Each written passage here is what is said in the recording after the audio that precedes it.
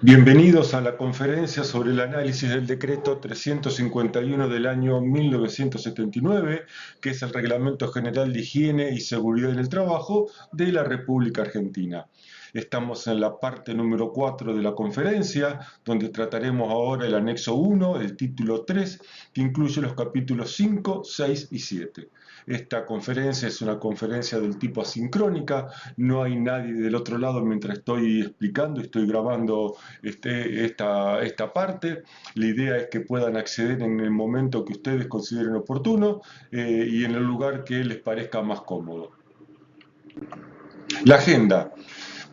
Ya en la primera parte vimos del capítulo 1 al capítulo 10, la segunda parte vimos el capítulo 11 y 12, la tercera parte el capítulo 13 y 14, y en esta cuarta parte de la conferencia vamos a ver el capítulo 15.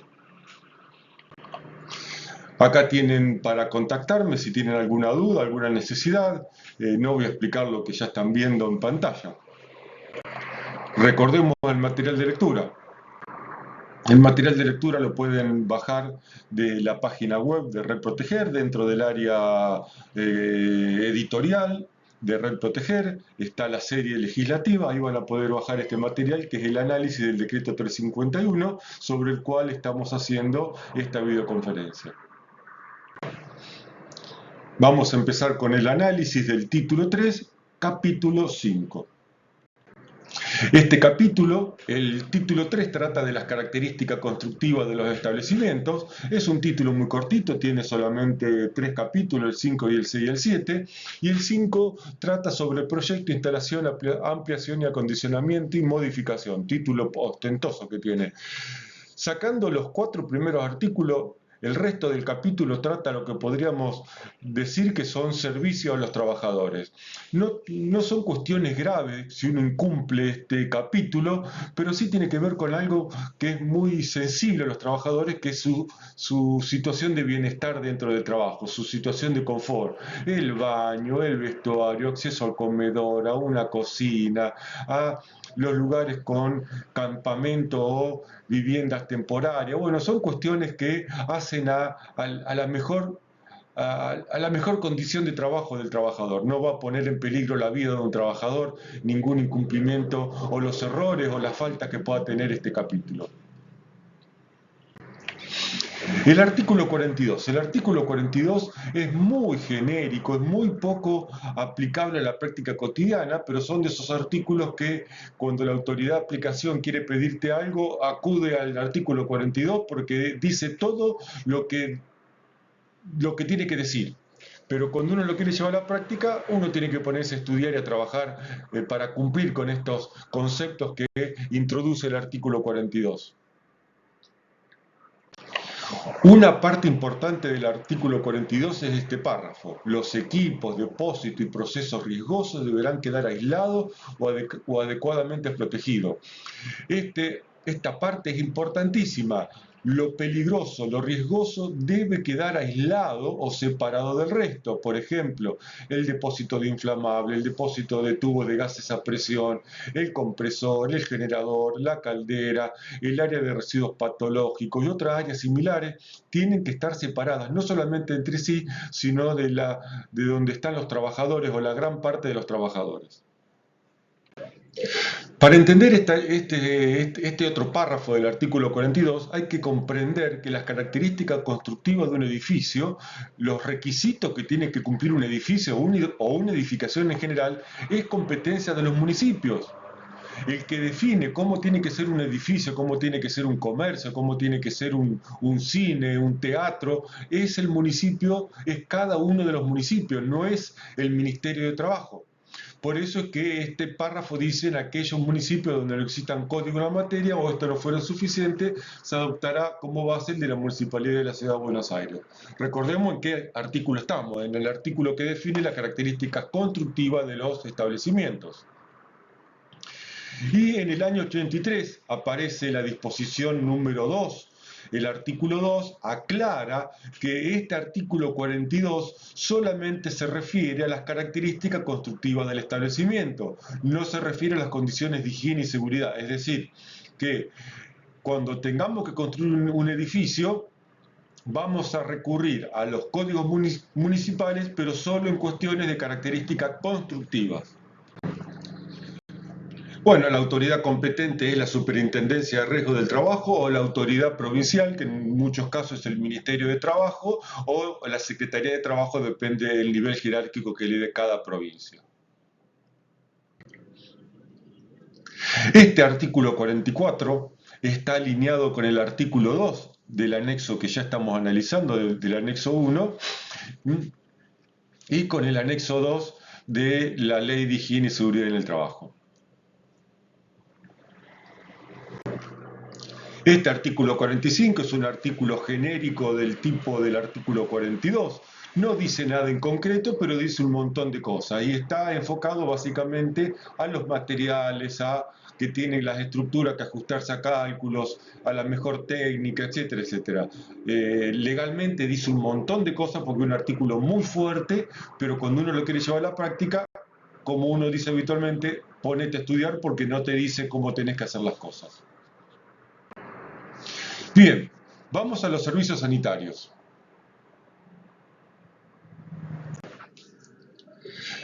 Empecemos con el artículo 42 para analizar los servicios sanitarios y dice todo establecimiento. Todo establecimiento son todos, no queda ninguno afuera, hasta el kiosquito está incluido dentro.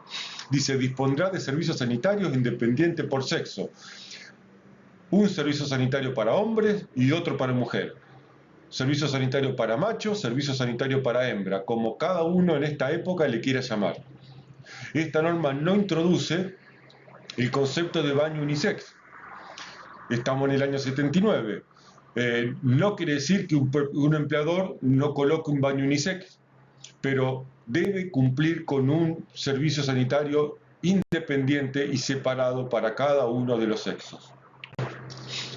El artículo 47 habla de cómo tiene que estar compuesto este local sanitario, lo que habitualmente llamamos como baño. Un lavabo, que es la bacha donde nos lavamos las manos, ducha con agua caliente y fría. A mi criterio, la ducha carece de sentido fuera del vestuario, porque estamos hablando del local sanitario, del baño, del baño. Entonces, ¿cuál es el sentido de una ducha en un baño si está lejos y separada del vestuario? Pero pequeños errores que no son graves. Retretes individuales, es decir, un cuartito individual y privado con puerta que asegure el cierre de la puerta al menos en 3/4 partes de su altura. Se ve que este instalador no leyó muy bien con qué 3/4 partes que tiene que cubrir y qué cuarta parte tiene que estar libre. Pero bueno, el concepto de privacidad acá está violado totalmente. Bueno, esta foto es mucho más graciosa, ¿no? Está bien que no es un ambiente de trabajo, pero el concepto de privacidad, uno está haciendo sus necesidades mirando hacia afuera, ¿no? Cómo está el clima y cómo están los vecinos. Este es un baño para matrimonios, un retrete para matrimonios. Para matrimonios que gusta charlar de frente y no sentados de costado. Retretes para grupos de amigos y de amigas que van a todos lados juntos. Nada, esto es espectacular. Pensar que puede existir esto en un ambiente de trabajo, en un lugar público, pero bueno, existe, no es un invento. Mingitorio, el artículo 47 no está hablando del local sanitario para hombres y hay un artículo para el local sanitario de mujeres. Se está hablando de la composición de los locales sanitarios. ¿Cuál es el sentido del mingitorio en el servicio sanitario de mujeres? No está aclarado, obviamente, que nadie va a colocar un mingitorio, un orinal en un baño de mujeres. Bueno, esta foto me pareció graciosa, el concepto de que me parece que le erraron el cuartito donde tenía que ir el retrete, ¿no? Bueno, estos orinales está como medio jaque mate, pero al menos cumple con la cantidad, seguro que cumple con la cantidad exigida. Orinales en formato jaque y jaque mate. La verdad, impresionante. Que cumple con la cantidad, sí, ahora, que cumple con la usabilidad, ese, obviamente que no. El artículo 48 se puede entender como una continuación o más bien una ampliación del artículo 47. ¿Por qué no hicieron el 47 y el 48 todo junto? No sé. ¿Cuál es el concepto de en todo predio donde se trabaje? Se puede entender como todo lugar donde se realiza una tarea. Podemos leer: en todo lugar donde se realiza una tarea existirá el siguiente servicio mínimo sanitario. Retrete, construido, es un cuartito de ladrillos, no de chapa, no de material, no de madera o no de madera plástica o similares. No está hablando del baño, está hablando del cuartito donde está el inodoro. Ese cuartito donde esté el inodoro tiene que estar construido en mampostería, techado, con solado impermeable, con paramento revestido con material resistente, con superficie lisa e impermeable. Dotado de un inodoro a la turca.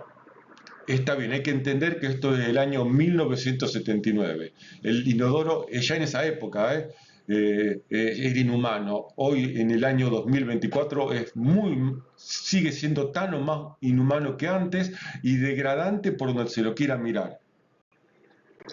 Para el que no conoce, este es un inodoro a la turca, llamado el inodoro a la turca.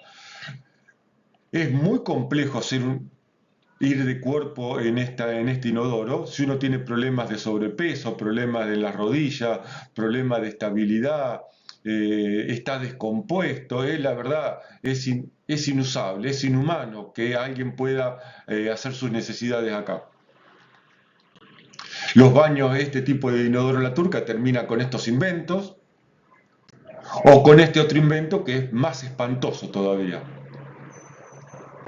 Bueno, acá hay un poquito de humor. Sigue la composición del local sanitario, con un lavabo, es decir, una bacha para lavarse las manos, una ducha con desagüe, dotado del sistema de agua caliente y fría. Repite el punto 2 y el punto 3, repite el artículo 47. Artículo 49. El artículo 49 sí es importante, no quiere decir que el resto no lo sea, y habla de las cantidades. Y dice: en todo establecimiento, cada unidad funcional independiente. Se puede entender esto como cada edificio o un sector de un edificio separado del resto del edificio, eso es una unidad funcional independiente. Tendrá que tener los siguientes servicios sanitarios con la composición de acuerdo a la cantidad de personas que trabajen en cada turno. No es el total de trabajadores, es el total del turno más cargado de trabajadores que vaya a tener. Empieza diciendo: cuando el total de trabajadores no exceda de 5. Habrá un inodoro, un lavabo y una ducha con agua caliente y fría. Este primer punto del artículo 49 se contradice con el artículo 47, que habla que tiene que haber un servicio sanitario separado por sexo. En este caso, este inciso también exime del mingitorio. Entonces, ¿para qué está el artículo 47? Yo entiendo lo que quieren poner acá, es decir, que en un lugar donde trabajan poquitas personas, con un baño unisex está bien, y eso es coherente.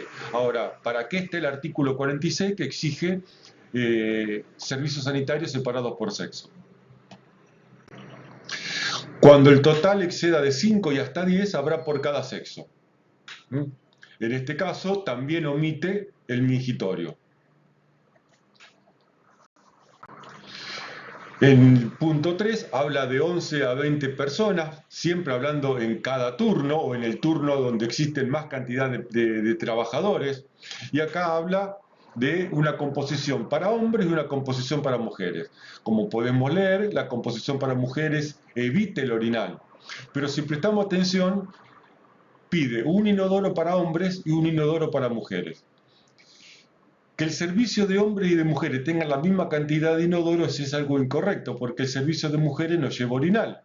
Las mujeres orinan y van de cuerpo en el inodoro. Los hombres podemos hacer una cosa en el inodoro y otra en el orinal. Así que es como que tenemos otras opciones que en el caso de mujeres no. No es grave tampoco. El punto 4 del artículo 49 habla de cómo se aumenta la cantidad de componentes de cada uno de los elementos en función de los trabajadores. Acá está la tablita que hice de resumen como para que sea más claro entender el artículo, el punto 4 del artículo 49, que así todo es sencillo y simple. Vestuario. Artículo 50. Los establecimientos que ocupen más de 10 obreros de cada sexo, es decir, más de 10 mujeres y más de 10 hombres. No queda claro qué pasa si tengo más de 10 mujeres y menos de 10 hombres o al revés, pero tampoco estamos hablando de cosas graves, aunque sí incómodas, porque si no hay vestuario y yo necesito un vestuario para cambiarme, voy a cambiarme en la oficina, atrás de una máquina, en condiciones que no son lo más agradables posible para una persona.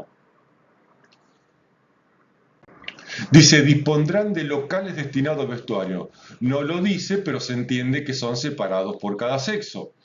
Este local significa un sector con paredes, piso, techo de material de mampostería y puerta de acceso. Un local. ¿eh?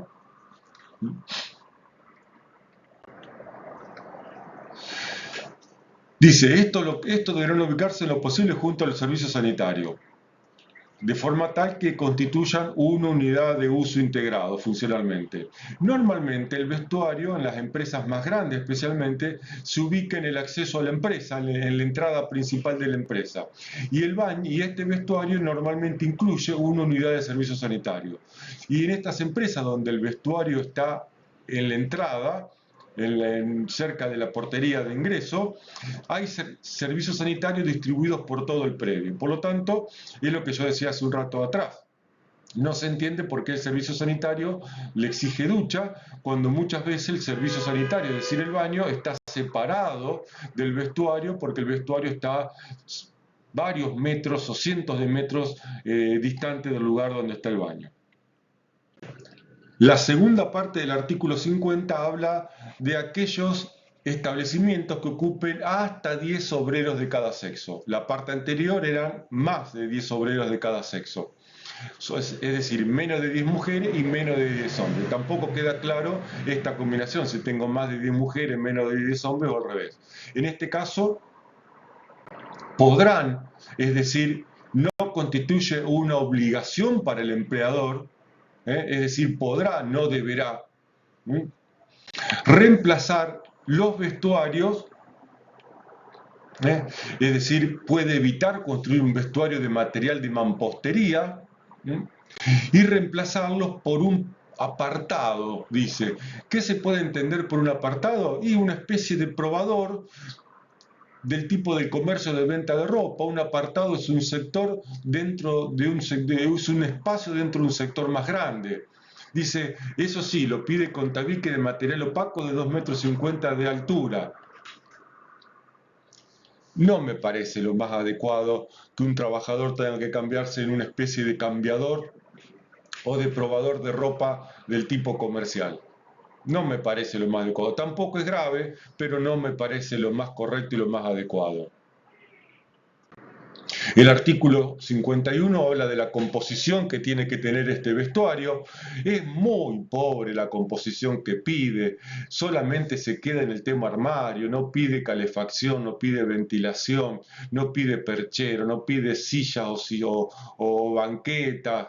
No pide una. No te digo que le ponga un espejo, pero sí hay elementos básicos que uno necesita para poder cambiarse. En el caso de donde se utilicen o manipulen sustancias tóxicas, pide un armario doble. Normalmente este tipo de casos no alcanza con 2 casilleros o con un armario doble. El tema del manejo de sustancias tóxicas es mucho más complejo y no se soluciona con un vestuario con casilleros dobles. Se soluciona con un vestuario con zona sucia, la ducha en el medio y la zona limpia del otro lado. Es la manera más correcta para evitar contaminación cruzada y que el trabajador se lleve parte de los contaminantes a la casa y que termine enfermando a la familia. Y termina diciendo el artículo 51 las características de los armarios. Obviamente la mayoría de todos los armarios son casilleros de chapa de acero. Bien, pasemos al comedor. Artículo 52, perdón. Cuando la empresa destina un local para comedor, es decir, el local para comedor no es obligatorio. No dice la empresa deberá disponer de un local para comedor. Cuando la empresa destine, no es obligatorio el comedor. Ahora, la pregunta es, ¿dónde desayuno? ¿Dónde almuerzo? ¿Dónde ceno? ¿Dónde tomo el té cuando hago el descanso, el mate cocido, o tomo unos mates cuando me toca mi momento de descanso? ¿Lo hago en el lugar del trabajo? No, porque los riesgos disímiles requieren sectores distintos. Riesgos disímiles, sectores distintos. Donde como no voy de cuerpo, donde voy de cuerpo no como. Es el ejemplo más básico y más grosero que puedo decirlo con término fino para explicar que no puedo comer en el ambiente de trabajo.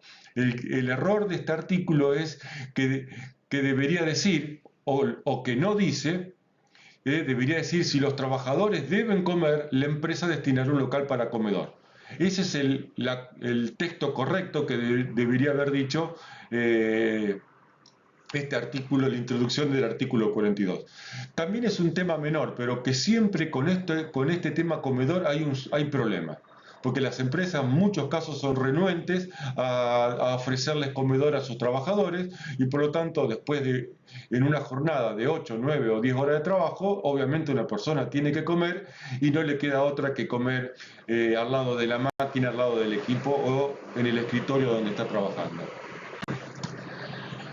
La idea de que el comedor, que esté lo más aisladamente posible del resto del establecimiento, preferentemente en edificio independiente, es un criterio exagerado. Con un comedor bien sellado, con ventanas, con pared, con puertas, y una pared que aísle el ruido, la contaminación del sector de trabajo hacia el comedor, creo que alcanza y sobra. Ahora, si yo puedo hacer un comedor en edificio independiente, mucho mejor y mucho más seguro para los trabajadores. Cocina. La cocina es otro local que es otro requisito que no es obligatorio. Los establecimientos que posean local destinado a cocina, no dice que el establecimiento debe poseer un local destinado a cocina.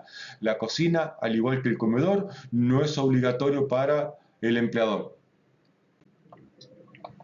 Y dice, y los requisitos son muy pobres, muy limitados, teniendo en cuenta que no se trata de una cocina del tipo doméstica, se trata de una cocina lo más parecido a una cocina del tipo industrial, donde si la empresa cocina para 20, 30, 50 o 100 personas, estamos hablando de una instalación más que interesante en cuanto a la composición de materiales, en la composición de heladeras y equipamiento industrial que debe poseer para cocinar para todas las personas. Termina diciendo el artículo 53, está bien, a ver, supongamos que yo le instalo comedor a los trabajadores, pero que no les doy la comida porque no tengo obligación como empleador de darles la comida. Por lo tanto, los trabajadores se llevan la comida de la casa. Es obligación del empleador instalarles artefactos para que los trabajadores puedan calentar la comida.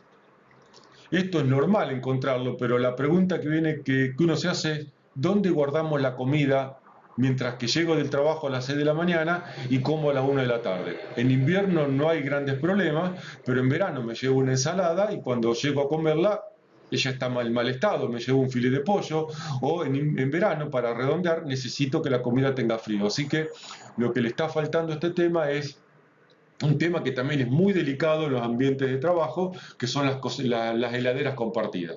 Porque ahí empieza a desaparecer el amigo de lo ajeno, y a veces por necesidad también, empieza a hurtar comida que no le pertenece. Local del Servicio de Medicina del Trabajo. El artículo 54 habla de una serie de características que tiene que reunir el local destinado al Servicio de Medicina del Trabajo. Es requisitos que son adecuados, hay que atender personas, tiene que tener consultorio, baño privado, tiene que tener sala de espera, baños en la sala de espera y tiene que tener cierta conformación que permita que los trabajadores puedan ser atendidos por el médico y por el enfermero en condiciones lo más sanitariamente posibles aceptables. Local del Servicio de Higiene y Seguridad en el Trabajo. El artículo 55 habla de esto. Yo soy un especialista en higiene y seguridad en el trabajo y la verdad que recuerdo muy pocas veces que haya tenido una oficina propia, pero si existe oficina propia, mejor. Tampoco es algo grave que un servicio de higiene y seguridad en el trabajo comparta oficina con otra área técnica de la empresa. Establecimientos temporarios. Artículo 56. Este es un tema bastante escaso, que hay una gran deuda. No hay grandes problemas en rubros mineros, en rubro petrolero, pero sí en el tema agro, más allá de que no aplique esta norma, el tema de los campamentos, como se les suele llamar, tienen condiciones de vida y sanitarias que son espantosas. El artículo 46 tiene muy escasos requerimientos y los requerimientos muchas veces no tienen que ver con condiciones de seguridad, sino con condiciones de confort, más que nada, condiciones de hospitabilidad que hay que brindarle a un trabajador que por razones de distancia y de tiempo no puede regresar a su casa a compartir, a dormir y a bañarse con los suyos. Título 3, capítulo 6. Este capítulo habla de provisión de agua potable y tiene solamente dos artículos. El artículo 57, que es el que estamos viendo, que lo vamos a analizar de aparte y lo vamos a analizar en forma desordenada, para darle otro orden de manera tal que se pueda entender por aquel que es la primera vez que escucha o se pone a estudiar este tema. El artículo 57 empieza diciendo, igualmente en muchos artículos, todo establecimiento, es decir, todos los establecimientos, desde el kiosco hasta la más grande empresa, deberá contar con provisión y reserva de agua para uso humano. Cuento una anécdota, que este artículo al año 2024 parece una ridiculez. ¿Cómo va a haber un artículo que le exija al empleador proveerle de agua potable para uso humano? Bueno, hace varios años atrás estaba haciendo una inspección en un campo, si no mal lo recuerdo, un campo arrocero, y estábamos inspeccionando y hablando con el encargado, no me acuerdo si en este momento era el dueño, el capataz, el encargado, y hablamos de la provisión de agua, y el señor decía que los trabajadores se llevaban el agua, iban al trabajo con agua de la casa, que a él no le correspondía darle agua. Entonces nos empezamos a mirar con los compañeros de trabajo, ¿cómo que no le das agua? Y él se planteaba, que no sé si se hacía o era, pero se planteaba de por qué le tenía que dar agua potable a los trabajadores. Entonces, por suerte existen este tipo de artículos que parecen tontos, pero que le permite a la autoridad de aplicación obligar a un empleador a que le provea agua para uso humano, es decir, agua en condiciones de ser bebida, ¿no? Este es el final de un párrafo aislado del artículo 57. Si yo me proveo de agua para uso humano, o sea, me proveo a partir de un pozo, a partir del río, como en el caso de muchas empresas que toman agua del río y la tratan, entonces tengo que tener una reserva mínima de 50 litros por persona y por jornada. Cuando estamos hablando de reserva, estamos hablando de un tanque donde se almacena el agua potable o el agua para uso humano, como le llama el decreto 351. Empecemos por definir qué se entiende por agua para uso humano. Cuando hablamos de agua para uso humano, ¿qué quiere decir el artículo 57? Bueno, es agua para beber, bebederos o canillas, para higienizarse, baños y vestuarios, y para alimentos en la cocina. Normalmente usamos en la empresa agua para uso humano solamente para beber. Y para cocina sí hay. Y para el vestuario del baño normalmente nos olvidamos que también deberíamos estar usando agua potable o agua para uso humano. Si se van a preparar alimentos, como preparamos alimentos como empresa, del agua para alimentos debería cumplir con los requisitos del Código Alimentario, que es un poco más exigente que el agua común que usamos para beber. Entonces, ya sabemos los usos que tiene el agua para uso humano, entonces ahora, ¿qué es el agua para uso humano? Bueno, es un agua que tiene que mantener niveles de calidad que están establecidos en el artículo 58. El artículo 58, que vamos a ver así un resumen del artículo 58 al final de este tema, define los parámetros que separan el agua apta para uso humano del agua no apta para uso humano. ¿Qué pasa si el agua no cumple la calificación de apta para uso humano? Bueno, dice, el establecimiento será responsable de tomar de inmediato, o sea, en el momento, no mañana, no pasado, no la semana que viene. Inmediato significa en el momento que me puse en conocimiento de que el agua no es apta para uso humano, de las medidas necesarias para lograrlo. ¿Cuáles son estas medidas? Primero, deberíamos suspender el consumo de agua de ese sistema, de esa parte del sistema que me provee de agua que no apta para uso humano. Segundo, proveer agua potable para los trabajadores, mientras tanto, si es que quiero seguir trabajando, porque sin agua potable no puedo trabajar. Debería suspender las actividades.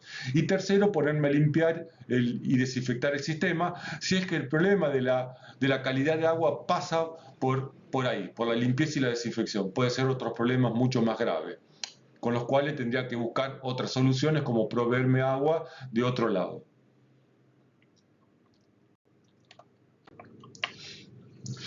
Para saber si el agua es apta por uso humano, hay que hacer análisis. Dice análisis de las aguas, y no está mal escrito el plural, porque se deben hacer estudios o análisis de todas las fuentes de aguas que se utilicen. Sea esto un agua que se obtiene dentro de la planta, como por ejemplo agua de pozo, o agua de la República, que es agua que se obtiene desde fuera de la planta, agua que compramos en los famosos bidones para usarlo en los dispensers, agua que puedo proveerme en cisterna, agua que puedo tomar del río, de una laguna y la potabilizo. Por lo tanto, todas las fuentes de agua que utilice para uso humano, debo hacerles análisis. Yo siempre recomiendo que la muestra se tome del lugar donde se expende el agua de la canilla, y de esta manera garantizo no solamente la calidad del agua, sino de todo el sistema que me provee de agua. Los análisis pueden ser realizados por dependencias oficiales, por un laboratorio público, caso raro que lo estén haciendo, o normalmente en un laboratorio de análisis del tipo privado. Lo que también recomiendo que hagan la muestra, así nos evitamos el problema de que alguien pueda poner en duda de dónde realmente sacamos y presentamos al laboratorio la muestra para el análisis. ¿Qué tipo de análisis hay que hacer? Los análisis son los establecidos en el artículo 58 bajo los aspectos bacteriológico y físico-químico. Vamos a ver que el artículo 58 fue modificado, fue ampliado, y hay otros aspectos más que solamente el bacteriológico y el físico-químico. Como dijimos hace un ratito, los análisis tienen que hacerse sobre todas las aguas que se utilicen, es decir, de todas las fuentes donde puedan proveer el agua. Consumo agua pública, tengo que hacer el análisis del agua pública. Obtengo agua a través de un pozo, de una perforación, le tengo que hacer un análisis al agua de pozo. Compro en bidones, tengo que hacer un estudio del agua que me proveen los bidones. Compro el agua en cisternas más grandes, hago el análisis al agua de la cisterna. A todas las fuentes le tengo que hacer análisis de agua. Al iniciar las actividades, todo establecimiento debería hacer análisis. Se puede entender o reinterpretar este artículo diciendo que después de una reparación de un sistema de agua o de la ampliación de un sistema de agua, necesitamos hacerle un análisis para corroborar que no hayamos contaminado el sistema de distribución de agua, previo a una limpieza, ¿no? Y una desinfección. Al promulgarse la presente reglamentación, abril del 79, estamos en el 2024, y posteriormente un análisis bacteriológico semestral y un análisis físico-químico anual. Mi recomendación es que se haga un estudio cuando aparecen los primeros calores, allá por septiembre, por la primavera, para este lado del mundo, y cuando finalice el verano. finales de marzo, más o menos, ya podemos hacer otro análisis más. Los análisis tienen que ser archivados y tiene que ser mostrado a la autoridad de aplicación cuando lo pidan. Y esto es muy importante, como las empresas muchas veces tienen agua para uso industrial que no es potable, como por ejemplo el agua que se usa para la caldera, el agua que se usa para la red de incendio, aunque está obtenida de la misma fuente que usamos el agua para tomar, como la red de incendio no es un sistema que ha sido higienizado correctamente, entonces se lo considera no apta para uso humano. Cualquier sistema de agua que no sea apto para uso humano, que sea, como se dice normalmente, agua para uso industrial, debe evitarse su utilización por parte de los trabajadores. Y la única manera de hacer esto es colocar carteles que expresamente indiquen agua no apta para uso humano, no consumir. No puedo colocarle candado a todos los hidrantes y a todas las canillas. El artículo 58 habla de las especificaciones que debe cumplir el agua para consumo humano, el agua potable. Este artículo 58 fue sustituido totalmente por el primer artículo de la resolución del Ministerio de Trabajo y Seguridad Social, la número 523 del año 1995. Y las características, yo puse simplemente los grupos de características. Hay características físicas, características químicas, características inorgánicas, características microbiológicas y contaminantes del tipo orgánico. Hay un paquete muy grande de características que debería estar cumpliendo el agua para uso humano en ambientes de trabajo. Por último, vamos al capítulo 7, el último capítulo del título 3. Este capítulo 7 trata el tema de desagües industriales. Trata los desagües industriales del tipo líquido, ¿no? Se sobreentiende. Y empezamos por el punto número 5. ¿Por qué? Porque acá viene bien a aclarar que el decreto 351 del año 79 no obliga al tratamiento de los efluentes. No, el artículo 59 no trata sobre el tratamiento de efluentes líquidos, simplemente dice que los efluentes deberán ser evacuados a planta de tratamiento según la legislación vigente en la zona de ubicación del establecimiento. Y como el tema medioambiental es jurisdicción provincial, cada provincia legisla y obliga o no, de acuerdo a lo que está emitiendo cada empresa, a que lo traten o lo viertan directamente. ¿Qué trata el artículo 59? Las condiciones de seguridad que tiene que cumplir un efluente líquido. El punto número 1 del artículo 59 habla algo que es muy básico y que no siempre se cumple, que los efluentes líquidos no pueden ser arrojados o tirados directamente al piso y que escurran a través del piso al desagüe final.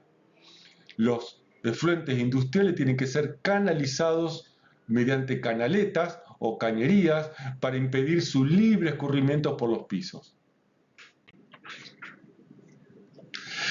Sí, estos efluentes líquidos pueden emitir vapores tóxicos o son tóxicos, entonces las canalizaciones no pueden ser abiertas y estas deben ser cerradas y selladas y colocando una trampa para vapores, para evitar que haya un retroceso de gases hacia el ambiente.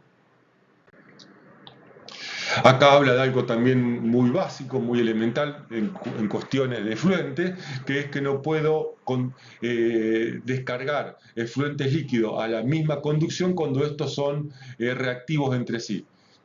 Los productos reactivos entre sí deben ser canalizados y conducidos en forma separada. Y también en conducciones cerradas y selladas con trampa para vapores. El punto número 3 habla de que las conducciones para efluentes líquidos tienen que estar acorde con la naturaleza físico-química de cada líquido conducido, para que el material líquido o el producto químico líquido no degrade al material con que construimos la canalización. El punto número 4 habla también algo muy elemental y muy básico que dice que la conducción, la canalización, el canal que conduce los efluentes líquidos no debe originar desnivel en el piso, ni de nivel para abajo ni de nivel para arriba. ni aún colocándole una rampita, un lomo de burro, nada. El nivel tiene que ser a cota cero, la parte más alta de la conducción tiene que ser a cota cero.